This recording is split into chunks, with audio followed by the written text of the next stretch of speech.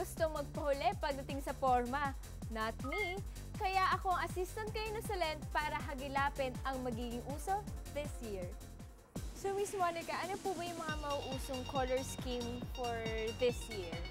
For this year, 2012, yellow will be a big color. We will see lots of yellow this year. Kahit na anong taon, kailangan nating matuto mag-mix and match.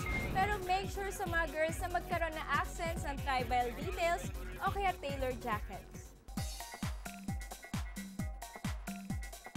At para naman sa mga sporty at rugged na tao, syempre meron ding style para sa inyo this 2012. Sa mga lalaki, well, basically, we still have the in terms of colors, black, white, and mostly grays are in now. And mga logo tees, plaids, long sleeves, hoodies, with jeans naman.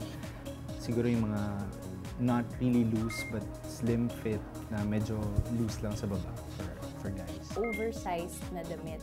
Ngayon, yung ibig sabihin ng oversized, parang ito yung mas modernong cut ng damit.